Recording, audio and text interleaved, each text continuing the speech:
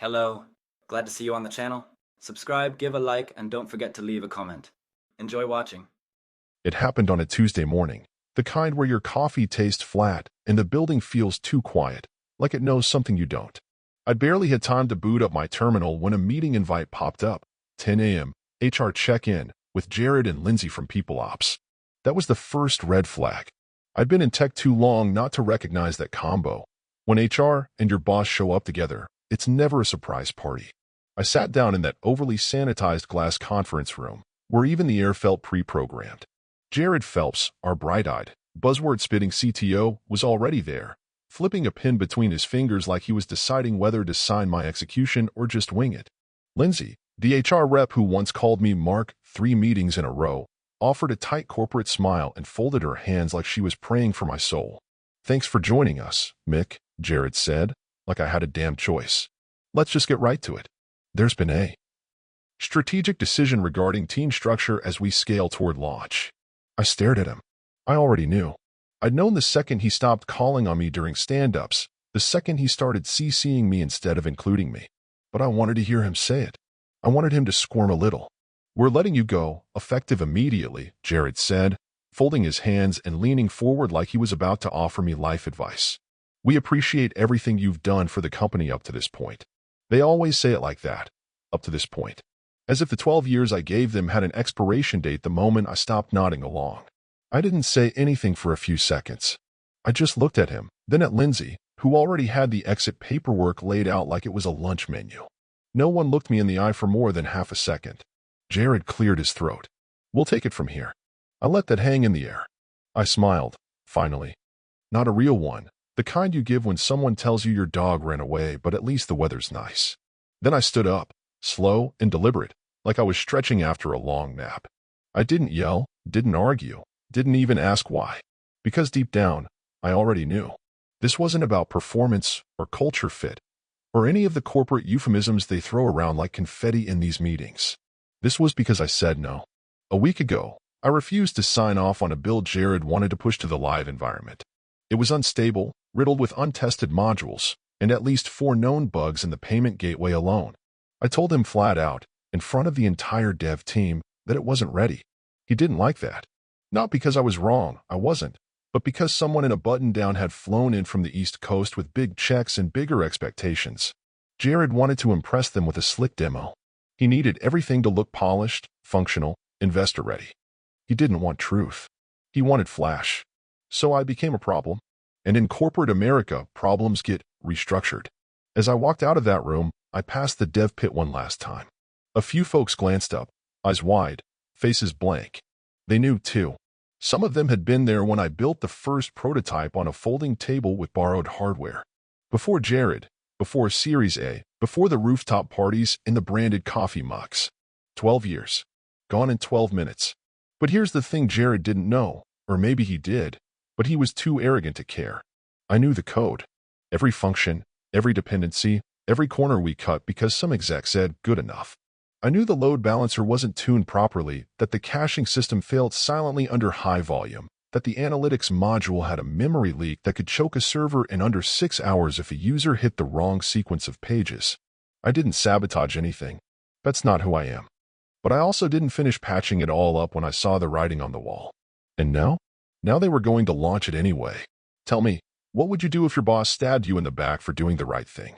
I got home that day and sat on the porch with a beer I'd been saving for some milestone. Funny how life decides what counts as one. I pulled out my personal backup drive, the one with years of logs, commits, flagged issues, all timestamped, all carefully documented. I wasn't planning anything. Not yet. But I wanted to remember exactly how many bugs were left. I wanted to keep the receipt. Jared thought he won. Thought he pushed me out, and now the road was clear for his big launch. The investors were already posting photos with him on LinkedIn, captioned with nonsense like disruption in motion. Let him celebrate. I built the bones of that system, and I know where they creak. Let's just say, I wasn't done yet.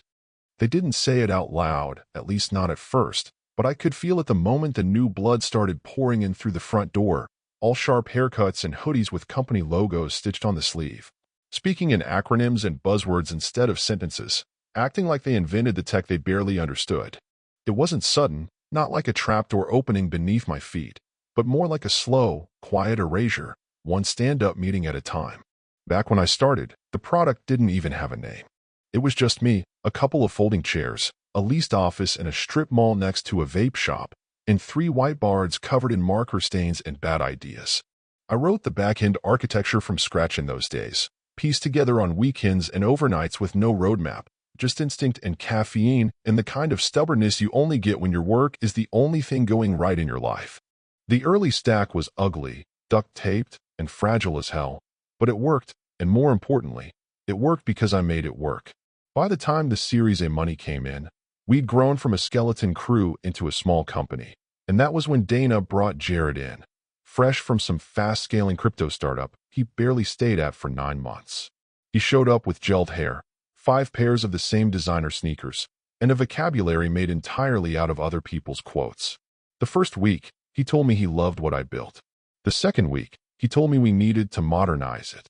By the third week, he'd started moving my responsibilities onto a platform team. All kids under 30, all smiling too much and talking too fast. I wasn't threatened at first. Hell, I thought maybe I could finally stop wearing so many hats, get some balance back in my life. I told myself I'd earned that. But that's not what Jared wanted. He didn't want me to rest. He wanted me to vanish. Meetings started happening without me. Slack channels I was part of got archived and replaced. The new devs were friendly enough in the way that people are when they don't expect you to stick around. I'd submit code reviews and get vague pushback about conventions or readability, despite the fact that most of them couldn't tell a dangling pointer from a hole in the ground. Jared started changing the roadmap without telling me. One sprint meeting, he announced they were sunsetting the original payment API, the one I wrote, and replacing it with a third-party solution that cost 4 times more and couldn't handle high-volume loads. When I pointed that out, he smiled and said, "Don't worry, we'll optimize for scale later." That phrase, optimize for scale, became a running joke in my head because I knew it really meant kick the problem down the road and pray. You want to know the moment I knew I was finished? It wasn't a big showdown or dramatic call-out. It was when the new guy, some kid named Luca who still had acne and once asked me what an enum was, presented a demo to the board using a prototype I wrote, and my name was never mentioned. Not once. I sat there in that room, my face frozen in a smile so tight my jaw clicked, while Jared clapped like he'd just seen a Broadway show and said, "That's the velocity I'm talking about." Velocity. There's that word again. The kind of thing you say when you care more about speed than direction. I started coming in later, leaving earlier, taking walks in the middle of the day just to breathe something other than recycled office air. No one noticed. Or maybe they did, and they just didn't care. I stopped talking in meetings unless someone asked me a direct question. Jared started introducing me to new hires as one of our original devs, past tense already baked in. The writing was on the wall, and I wasn't about to pretend I couldn't read. I missed my daughter's last 2 birthdays in a row. One year I was chasing a production bug at 3 in the morning. The next I was fixing a rollback issue Jared caused by pushing to prod during a demo. He never said thanks. Not once. Just called me afterward to ask why it took more than 5 minutes to patch. I told him, because it's a real system, not a toy, and he just laughed like I'd made a joke. I kept the receipts. Every ignored Jira ticket. Every Slack conversation where I pointed out the issues and got ghosted. I took screenshots, saved emails, recorded timestamps. Not because I planned to use them, not yet, but because some part of me needed to know I wasn't crazy, that I really had done my part, that when the house of cards collapsed, no one could say I didn't try. They brought in a consulting firm a few weeks before they let me go. Said it was about streamlining workflows, but we all knew it was a euphemism for cuts. The consultants were polite, young, full of empty praise and questions that didn't mean anything. One of them asked me what tools I used for testing. I told him we used real-world chaos and broken dreams. He didn't get the joke. Jared stopped calling me into roadmap sessions altogether after that. He said he wanted to keep things lean. I'd seen this movie before. I just didn't think they'd have the guts to cut me loose right before launch. But they did. And now, they're flying blind. Because here's the part no one ever talks about. When you push out the people who know how the machine works, the machine doesn't forget. It just waits. And sometimes, it waits with teeth. It's a strange thing, watching something you built fall apart from the outside, like seeing your own house go up in flames, but the people inside still think it's just a warm breeze. I wasn't angry, not exactly. Not the kind of anger that comes with yelling or fists or broken things. It was quieter than that. Slower. The kind that brews under your ribs and settles into your bones like old winter. It wasn't about revenge, at least not yet. At first, it was just curiosity. I wanted to see how long they could pretend nothing was wrong. Jared was still all over LinkedIn, posting selfies in front of glass buildings and tagging articles about innovation like he was about to reinvent electricity. Every post was some variation of disruption at scale or breaking barriers in SaaS, and I'll be honest, I started a private collection of them, just for myself. Not to share. Not yet. Just to laugh at quietly while drinking my morning coffee. There's a certain joy in watching someone drive a car they don't know is missing half its engine. Friends still at the company started messaging me in the evenings. Nothing too risky, everyone's cautious now, like they know the walls might have ears. One guy from QA, Alex, told me they were logging crash reports faster than they could triage them. Another dev, Susan, said 2 modules I wrote were acting funny, throwing exceptions they couldn't trace, memory usage spiking randomly, server CPU pinned for hours. Jared's solution? Reboot and move on. That was his advice. As if you could solve bad architecture with wishful thinking and a reboot script. Now, let me be clear. I didn't sabotage anything. That word gets tossed around too casually, especially by people who don't understand the difference between negligence and intent. I didn't plant bugs. I didn't rig anything to fail. What I did, or rather, what I didn't do, was finish cleaning up after everyone else's shortcuts. When I got pulled off core dev work, I was in the middle of a critical refactor to the event queue system. It was eating memory like a hungry dog because someone had wired up a recursive callback without a termination check. I flagged it, wrote up the issue, even submitted a partial fix. But no one picked it up. And when I got the boot, well, that ticket just disappeared. Same thing with the analytics engine. I told Jared 3 months ago that the metrics collector was logging every interaction, every click, every form input, but it wasn't scrubbing user data properly. That's a compliance nightmare waiting to happen. He said, and I quote, "We'll wrap it in a privacy layer after MVP." After MVP. The company's favorite acronym for sweep it under the rug. Now they were live, or close enough, and that ticking time bomb was still counting down. I started checking the public-facing endpoints, just out of habit. Nothing invasive. Nothing unethical. Just curiosity. Some of the REST calls were sluggish. A few endpoints weren't returning consistent data. That told me either their load balancing was shot, or the backend was drowning in orphan processes. Either way, it wasn't sustainable. Not at scale. And certainly not with clients already onboarding. They pushed to prod the day after I left. Jared called it a seamless transition into the next evolution of our platform. I called it insanity wrapped in a PowerPoint. The staging environment had never cleared full QA, and the last round of penetration testing was marked in progress when I walked out the door. But none of that mattered to Jared. He had investors watching, and he needed a win, even if it came with a side of disaster. It didn't take long. 3 days in, the mobile app started crashing. Turns out, the new authentication layer had a race condition that threw tokens into the void under high concurrency. Then the billing system glitched and started double-charging users in Eastern time zones. By the end of the week, they'd pulled 3 devs off feature work just to patch bugs I'd already documented and warned them about. But Jared didn't mention that in his update email. No, according to him, it was growing pains. I wasn't cheering. This wasn't a victory. I took pride in that code once. It meant something to me. I didn't want it to die. I wanted it to be better. But they didn't give me that chance. They wanted speed over stability, optics over outcomes, and now they were paying the price. But still, watching the threads start to unravel, it was hard to ignore the irony.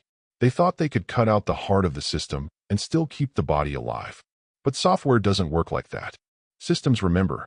They respond. They retaliate, not out of malice, but because you built them that way. And if you don't respect that, they crumble. The best part? I knew exactly where it would fail next. The load sync service, that was the real landmine. I didn't even have to touch it. Just leave it alone. It was fragile, rushed, written during a sprint that ended with 3 people quitting. If too many users triggered background sync at once, it'd backlog the job queue until the whole thing froze up like a bad Windows update. And Jared's team? They didn't even know it existed. They thought it was part of the cloud provider's auto-scaling magic. I leaned back in my chair, refreshed the system status page for the 3rd time that morning, and waited. Sometimes you don't have to destroy the house. Sometimes you just walk away and let the termites do their work. Launch day arrived with all the performative confidence of a Broadway show put on by people who'd never seen a rehearsal. It was set to be streamed live across every investor's screen, through LinkedIn feeds, on the homepage of the company website, and projected onto giant monitors in rented hotel conference rooms where suits with lanyards sipped burnt coffee and waited for the next big thing. Jared stood center stage, grinning like a man who'd already cashed his bonus check, wearing one of those slim-fit blazers he thought made him look younger, barking out buzzwords like a magician calling out spells he barely understood. He opened with something about transforming data into dynamic insight at velocity, and I nearly choked on my coffee from 200 miles away. I was in a cabin upstate, tucked into the woods where the internet was just good enough to stream the launch, but not strong enough for the team to slack me about it. Not that they could now. I had no need to check in, no reason to care, no responsibilities left to uphold. But I watched anyway because I wanted to see if the foundation would hold. I knew where the cracks were. I knew how deep they ran. What I didn't know was how long it would take before the whole thing started to groan and give. It took about 11 minutes. They had barely gotten through the first feature walkthrough, a user onboarding demo for enterprise clients, when the UI froze mid-animation. Jared, ever the performer, blamed streaming latency and waved it off with a laugh. But I recognized the bug immediately. It wasn't latency. It was the async handshake failing between the UI and the profile service, because some genius had removed the fallback timeout in a last-minute commit. And without the timeout, the entire flow was stuck waiting for a response that never came. The screen stuttered, then went black. Silence followed, the kind that doesn't happen in software but in people. Someone off-camera muttered something, and Jared tried to smile through it, but the camera caught the tightness in his eyes, the slight twitch at the corner of his mouth. A cut to a looping company logo. Then a delay. Then nothing. The live stream went dark. The first round of support tickets hit within 20 minutes. I know this because Susan, who hadn't messaged me in weeks, sent me a single line through her personal account. It's happening. Attached was a screenshot of their help desk dashboard, glowing red with critical tickets. Onboarding failures. Authentication errors. Profile sync timeouts. Users were locked out of their dashboards, unable to generate reports, unable to even reset passwords. All of it traced back to systems I had flagged as vulnerable 6 months ago, tickets Jared marked low priority or deferred until post-launch. And then came the breach. Somewhere deep in the tangled web of services, one of the logging demons started dumping full post payloads into a shared debug console, including user emails, session tokens, and in at least a dozen cases, encrypted payment details. The console wasn't secured. It had been left open during testing and was still accessible via a subdomain they never decommissioned. Someone found it. Someone shared it. And within hours, screenshots were floating around on Twitter, Reddit, and tech forums where cybersecurity folks took turns dissecting the failure like a frog in a high school app. Investors started making calls. The IPO was supposed to be announced at the end of the demo, a slick, one more thing moment meant to push valuation into the stratosphere. Instead, Dana Wolf, the CEO who once called me indispensable before quietly approving my termination, was now fielding panicked calls from board members asking how this happened, who was responsible, and whether it was contained. The valuation didn't rise. It dropped. Quietly, at first, then publicly, as the breach made tech news cycles and the launch became a cautionary tale overnight. Internally, chaos bloomed. Jared blamed the dev team. Said their legacy dependencies were at fault. Claimed I had left the system brittle and undocumented, despite the fact I'd spent 3 weeks writing internal wikis and walking the junior engineers through transition plans.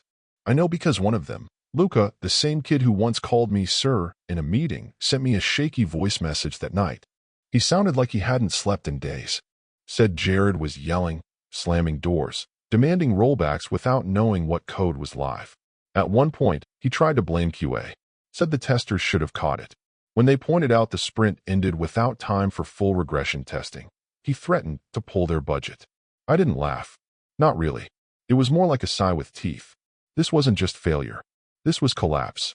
And the worst part, the most honest part, was that none of it surprised me. Systems don't fail because of one big bug. They fail because of layers of ignored warnings, silenced voices, and decisions made by people more interested in headlines than health checks. Jared built a house of glass and painted the walls like steel. And now the sun was coming in, hot and blinding. I poured another coffee, stepped outside onto the porch, and listened to the wind move through the trees. The cabin was quiet, peaceful. And as I sat there, phone buzzing beside me with one notification after another, I felt something I hadn't felt in months, not triumph, not vengeance, but clarity. They had fired the one guy who knew where the minefields were buried. Now they were dancing barefoot, and the music had only just begun. It didn't come with fireworks or dramatic headlines splashed across the front page, but it landed like a slow wave curling in from deep water, rising higher and higher before anyone realized it wasn't going to stop. The emails arrived quietly, forwarded, compiled, and anonymized, and tucked neatly into the inbox of a mid-tier tech journalist who'd spent the better part of a year chasing vaporware startups and inflated valuations. The tip was clean, thorough, and timestamped with painful precision. It detailed a chain of ignored warnings, commit logs showing known bugs left unresolved, meeting notes from engineering leads begging for more testing time, and a flagged security audit that was never followed up on. And Jared's name, his signature, his approval, his denials, was woven through every single thread like a stitch in the company shroud. I never said it was me. I didn't have to. The paper trail was so damning it barely needed context. Every receipt, every thread, every red flag that got buried under a stack of pitch decks and quarterly targets was suddenly laid out like evidence in a courtroom. The journalist, to his credit, didn't embellish. He didn't need to. The story wrote itself. Tech startup implodes after ignoring internal warnings. The article dropped on a Thursday morning, and by noon, 2 major investors had frozen funding. By sunset, Dana Wolf's name was trending for all the wrong reasons. Jared, reportedly, went offline. His last post was a vague statement about navigating unexpected challenges with resilience and leadership. The comments underneath were brutal. Back at the company, the mood shifted from chaos to full-blown triage. Executives held emergency all-hands meetings where they said things like, "We're committed to transparency," and "We're listening to concerns," which, anyone who's worked in tech knows, means exactly nothing. Most of the devs didn't even show up. They were too busy trying to put out fires with no maps, no documentation, and no idea what parts of the code base were quietly tearing themselves apart. And then came the loop. No one ever figured out where it came from, or if they did, they never said so publicly. It started with a commit on a deprecated branch, an old staging fork that had been merged, unmerged, half-deleted, and reactivated so many times that it was barely recognizable anymore. The commit itself was small, innocuous-looking. Just a few lines of code. A cleanup job, maybe. A test artifact. The kind of thing junior engineers would glance at and shrug off. But hidden in that commit was a recursive call, subtle, elegant, devastating. Under certain conditions, tied to a specific sequence of inputs during asynchronous data reconciliation, it would trigger a loop that bypassed resource limits and consumed all available memory. It wouldn't explode immediately. It would creep, infecting the staging server over hours, slowing everything down until system calls began timing out and job queues backed up so badly that the auto-scaling script crashed trying to keep up. And when staging failed, so did deployments. No one could push hotfixes. No one could roll back safely. No one could test new patches because the environment itself was unresponsive. The loop wasn't malicious. It wasn't even new. It had been buried in a forgotten module for over a year, documented, noted, and deferred repeatedly. The last person who had flagged it had left the company 3 months ago. I hadn't touched it in almost 6. All I did, maybe hypothetically speaking, was remind the system it still existed. One last gentle nudge. Some say it was sabotage. Some say it was karma. I say it was inevitability, wrapped in neglect and tied with a bow of arrogance. They tried to trace it, of course. Dug through the logs, blamed Jenkins, blamed AWS, blamed a corrupted commit history. But the truth was, the system had failed the same way all bad systems do, not because of one act, but because of dozens of ignored ones.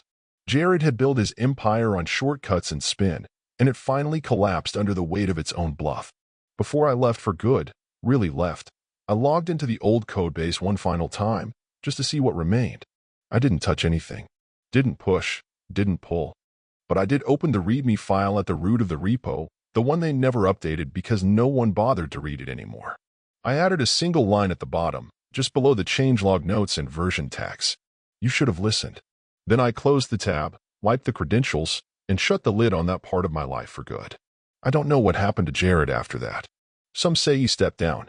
Some say he tried to pivot into consulting, though I doubt many people are looking for leadership advice from the guy who greenlit a product crash during a live-streamed IPO pitch. Dana vanished from the media circuit, issued one final statement about organizational realignment, and moved on to her next venture. The company still exists, technically. A rebranded shell under a new name, new logo, new leadership. But the core? The platform they tried to launch? It never recovered. As for me, I didn't get rich. I didn't walk off into some golden sunset. I just stopped waking up to alerts. Stopped spending nights rewriting someone else's broken logic. Stopped pretending I was too old to matter, too stuck in my ways to be heard. I rebuilt, quietly. Took on contract work from companies that valued precision over posturing. Consulted a little. Taught a few classes. Drank more coffee on porches where no one could interrupt me. And every now and then, when someone brings up that company in passing, I just nod like I've heard of them. Maybe I have. Maybe I haven't. Let them decide how it all ended. Because sometimes, revenge isn't an explosion. It's silence. It's watching them realize the damage was self-inflicted. And it's knowing they'll never admit it.